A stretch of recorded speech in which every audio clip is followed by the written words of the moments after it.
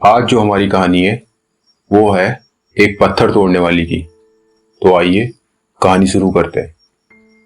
एक बार एक पत्थर तोड़ने वाला होता है जो बहुत गरीब होता है, पर वह अपनी जिंदगी से खुश होता है। वो रोज पहाड़ी में जाके पत्थर तोड़ा करता है और पत्थर तोड़ते समय वो कुछ न कुछ गुनगुनाया करता है। दोस्तों, आपने देखा होगा, जब भी हम बहुत खुश होते हैं या अपने आप में होते हैं तो उस समय हम कुछ न कुछ गुनगुनाया करते हैं। तो ऐसे ही उसकी जिंदगी चल रही होती है। तो अपनी वो जिंदगी खुशी खुशी काट रहा होता है। तो एक दिन क्या होता है कि उसे एक हवेली से बुलावा आता है कि आपको यहाँ आके पत्थर तोड़ने हैं। तो वो हवेली चले जाता है। तो वो वहां जाके जैसे ही पत्थर तोड़ने वाला होता है तो उसकी नजर हवेली पे पड़ती है। अभी तक तो वो खुश था, पर जैसे ही वो हवेली को देखता है, उसकी भव्यता को देखता है, उस अमीर आदमी को देखता है जिसकी हवेली होती है, तो उसके मन में फिर एक हल्का सा दर्द उभरता है। वो सोचता है कि काश ऐसी एक हवेली मेरे पास भी होती तो मुझे जीवन यापन के लिए इतनी मेहनत नहीं करनी पड़ती, अपना खून पसीना नहीं बहाना पड़ता। तो जब वो ये सब चीज सोच रहा था तो अचानक से आकाशवाणी होती है और आवाज आती है कि आज से जो भी तुम सोचोगे, जो भी तुम इच्छा करोगे, वो तुम्हारी इच्छा पूर्ण होगी। तो वो आकाशवाणी सुन लेता है। तो उस समय वो उसको उतनी गंभीरता से नहीं लेता है और अपना काम करता रहता है। वो काम करके अपनी झोपड़ी की तरफ चले जाता है। तो जैसे ही वो अपनी झोपड़ी में पहुंचता है तो वो देखता है कि वहां पे झोपड़ी नहीं है, वहां पे एक बहुत ही बड़ा महल है। और फिर उसे लगता है कि वो आकाशवाणी सच थी और फिर वो महल में चले जाता है। इस तरीके से अब उसका जीवन बहुत ही आरामदायक और ऐशो आराम में गुजरता है। तो ऐसे ही उसके दिन जा रहे होते हैं बड़े ही आराम से और हर तरीके के भोगों के साथ, हर तरीके के आरामों के साथ। तो एक दिन वो अपनी खिड़की पे खड़ा होता है और बाहर देख रहा होता है। तो जब वो बाहर देख रहा होता है तो उधर से एक राजा का काफिला जा रहा होता है। तो वो देखता है कि राजा के काफिले में इतने सारे घोड़े, इतने सारे हाथी, इतने सारे सैनिक, इतने सारे लोग अगल बगल। तो वो राजा को और उसके काफिले को जब देखता है तो मन ही मन सोचता है, असली जिंदगी तो राजा की है, असली भव्यता, असली ताकत राजा की जिंदगी में है। काश में राजा होता, वो मन में इच्छा करता है और फिर वो राजा बन जाता है। अब वो राजा बन के आराम से राज करता है। तो ऐसे ही उसके बढ़िया दिन जा रहे होते हैं और सब कुछ बढ़िया चल रहा होता है। अब उसे काफी टाइम राजा बन के राज्य करते हुए काफी समय हो जाता है।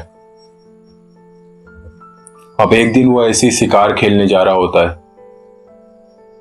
तो अचानक से उसकी नजर ऊपर आसमान की तरफ जाती है और वो सूरज को देखता है। तो मन ही मन सोचता है कि मैंने राज तो कर लिया,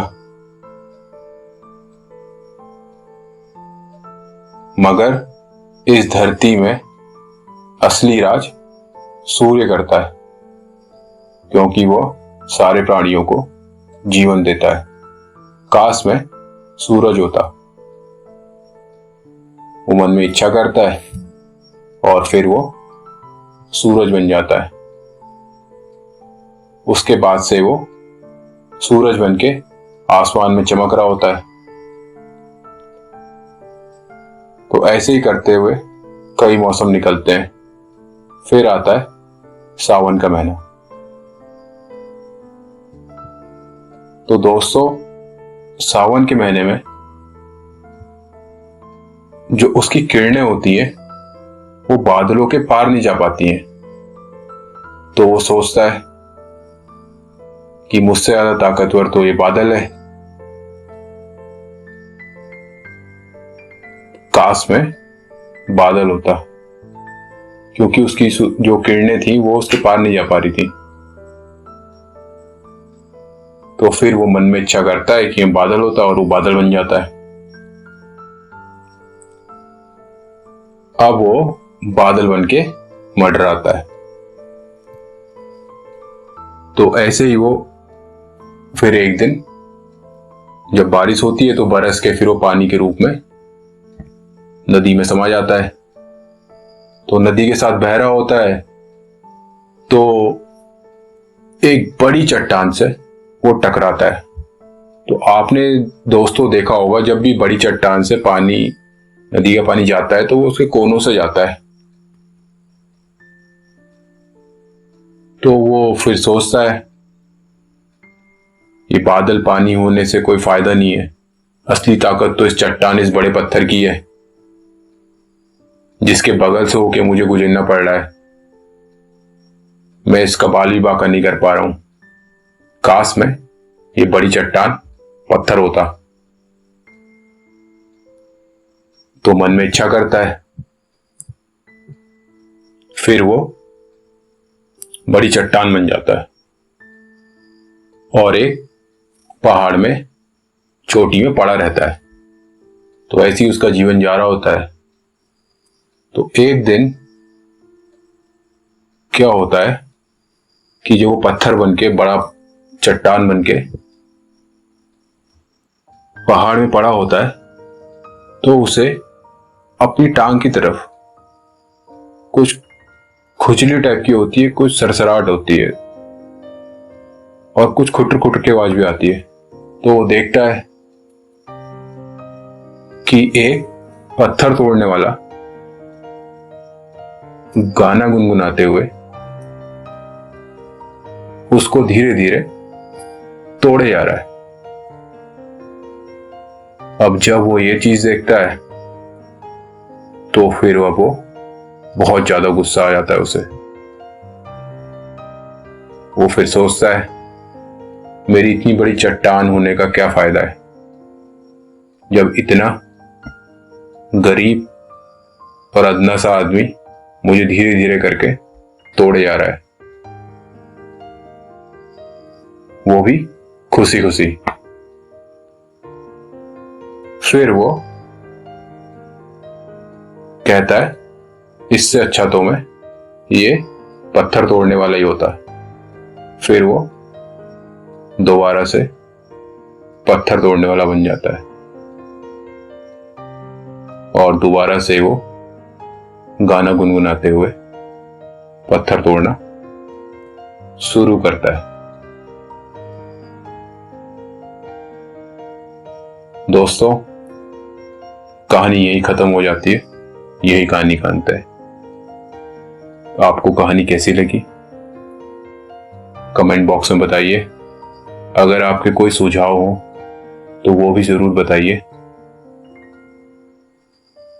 फिर मिलते हैं दोस्तों एक नई कहानी के साथ। तब तक के लिए हंसते रहिए, खुश रहिए, मुस्कुराते रहिए।